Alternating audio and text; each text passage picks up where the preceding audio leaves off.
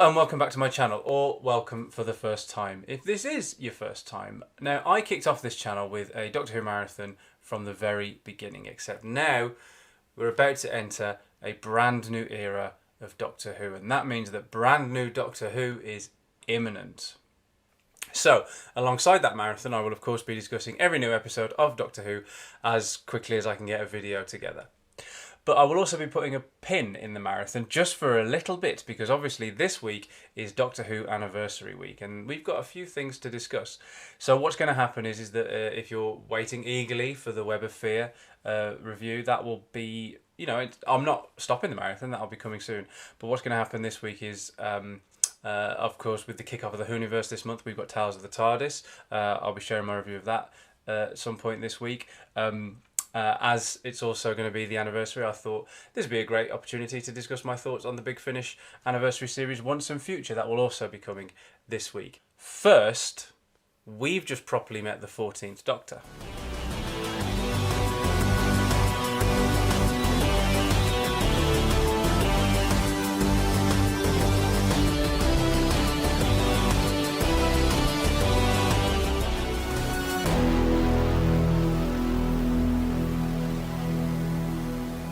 Destination Skaro is a 5-minute bridging scene between the power of the Doctor and the Star Beast, which is how Russell T Davies kind of described it on his Instagram in the run-up to it. I think it was his Instagram, where he said, "This is not a comedy skit, this is a fully-fledged, fully produced 5-minute scene." Now, yeah, it is a fully produced 5-minute scene. However, I would argue it is also a comedy skit.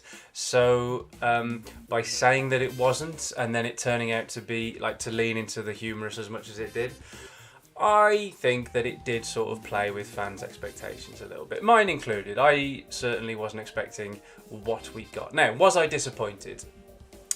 I think I was, for a couple of reasons. I think the humour was... I think I did laugh at the Dalek anagrams, but every other element of the humour felt a little bit forced. Not helped by Murray Gold's "This is funny" music.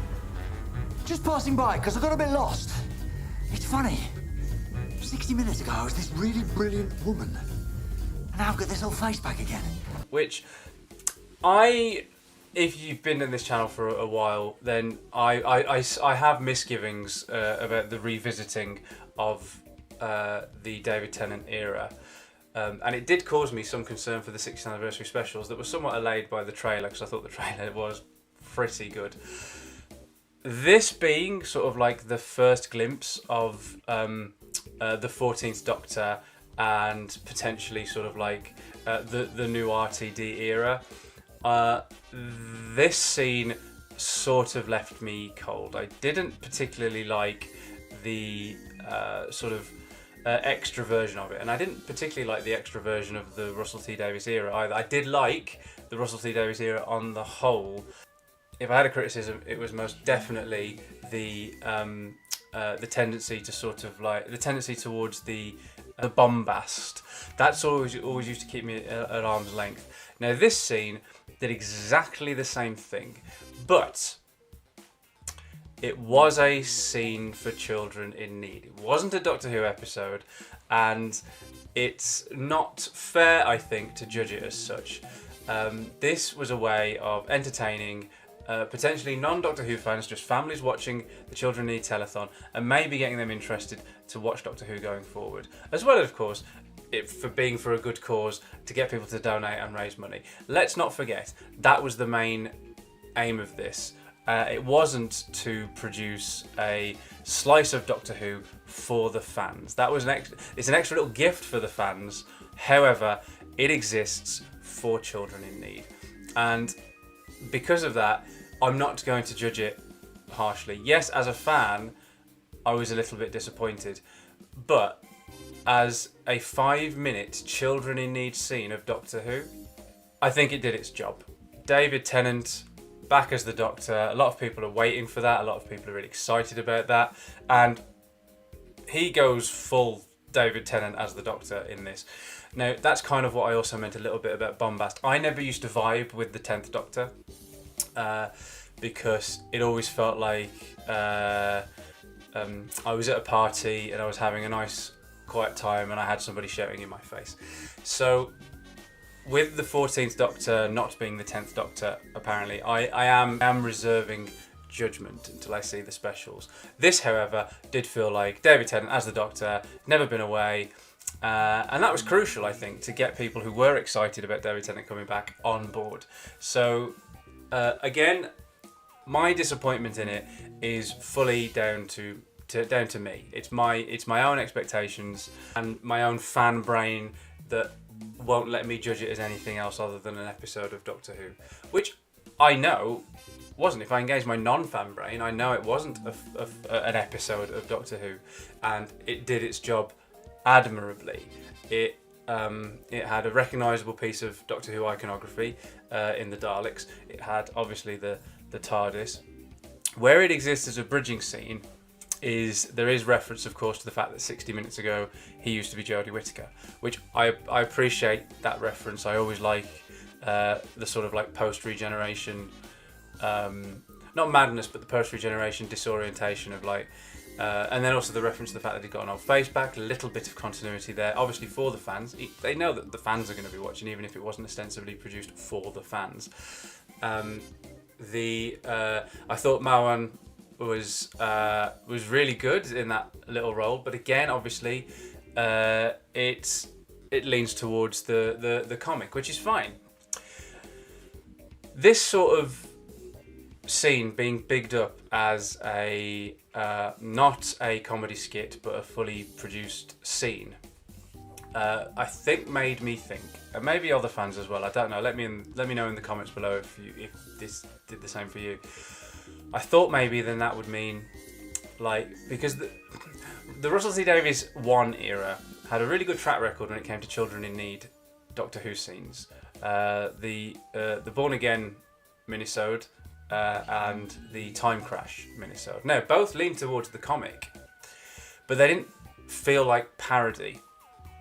They did feel like proper bridging scenes between the respective season finales and Christmas specials where they fell, and this one did feel a little bit more like parody, which I think sort of like it didn't upset me, but it surprised me. It wasn't what I expected, so I was then all sort of like, oh, okay, this is the tone they're going for. Fine, okay. And then it took me a little bit of time to recalibrate, but by then the scene's almost over because it's so short. I've rewatched it, and I liked it a bit more, mainly because expectations were managed. At the same time, I still think it sits in a very different sphere from the Born Again minisode and the Time Crash minisode, which do feel like proper Doctor Who. This one still kind of doesn't. And I'm going to get to the elephant in the room because it kind of like is another reason why maybe it doesn't feel like proper Doctor Who. So I feel the tone wasn't what I expected, but more importantly, the tone, I don't think it was what I wanted. So I'm fully able to see it from both angles. It's not necessarily cognitive dissonance, but what it is that I know it's a really good little funny scene for casual viewers watching children in need, but if I engage my fan brain, I had issues with it. Now, let's get to the elephant in the room because it's caused a hell of a lot of conversation, a hell of a lot of discourse, a hell of a lot of arguments, and a hell of a lot of upset. So that is Davros.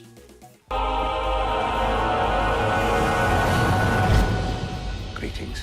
Now, Davros is not as we remember him in this. He's not got the travel machine. He's fully able to walk around, and he isn't disfigured. He looks exactly like every other Khaled, which there are reasons for, and Russell T Davies has articulated them. Changing something like that is going to have it's going to generate huge reaction from Doctor Who fans. And when Davros first showed up, I didn't recognise Julian Bleach immediately. Bearing in mind Davros is the first character we see, I didn't recognise Davros in Julian Bleach immediately. I thought they'd recast Nida, who again they did, but later on voice only. So I instantly went, oh, is that Nida? And then I realised it was Julian Bleach, and this is all within the space of like about 7 seconds. I realised that it was Julian Bleach just before he's addressed as Davros by Castavilium, and then I was like, oh, it's pre-accident Davros.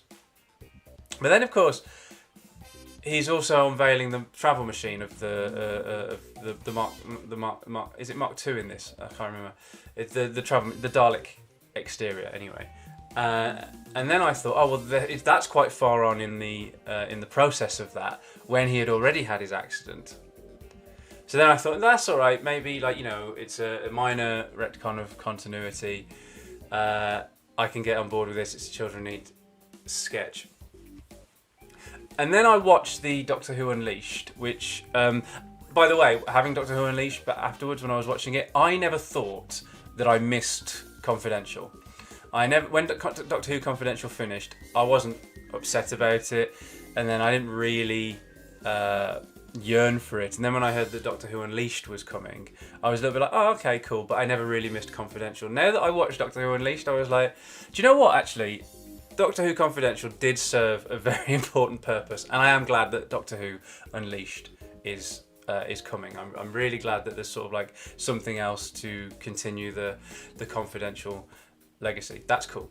So I was watching that, and then Russell articulates exactly why they did what they did with Davros, and I 100% understand and agree with him.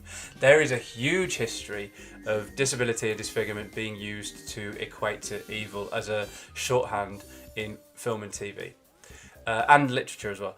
The Bond films, for example, are notorious for it. Now, they've actually made certain strides in other areas in reinventing themselves for the modern times. That's where they lack, I think, in that they still sort of like lean back on the disfigurement for villainy. So Rusty Davies is dead right, and it's really encouraging that they had such an involved conversation about this. So whereas I think some people are, and again, I'm not exactly qualified to wade into this debate in any means, in terms of the fact that I'm an able-bodied guy. I've never experienced discrimination on the grounds of disability because I don't have a disability. So other people's voices in this debate are way more important than mine. Where I sit, I understand completely why Russell T Davies did this. I understand completely why he thinks this, and I agree completely that something needs to change when it comes to equating disability with villainy. I 100% agree with that. But my solution would have been to just not use Davros. If you bring Davros back, now this is where some people are like, well, Doctor Who's all about change until something changes and then fans don't like it. I don't think that's entirely fair. I think Doctor Who's the language of Doctor Who is such that the Doctor, you can recast the Doctor because the Doctor can regenerate. The Master, you can recast the Master. The Master will always regenerate. Davros, very explicitly within the canon of the show, does not regenerate. Davros is Davros, and I feel like Davros should remain Davros the way we've always remembered him. But because of that really important conversation that's to be had about disability equating villainy, I just then leave Davros in the past. Like, I'll perfectly happily, like, we've gone from, when was it? 2008 in the series 4 finale up until the series 9 opener. What was that? 7 years. And then from then until now, between appearances of Davros, I think the show can survive without Davros. So where I think the conversation should have ended up with disability equating to villainy. Should have just been in the villains that you create going forward. I struggle to see the reasoning behind making Davros something he wasn't, rather than doing something else to ensure the representation for disabled people becomes better. I don't feel like this has done that. And again, I'm an able-bodied man. I've got no qualifications when it comes to having been discriminated against in terms of disability. I've never been.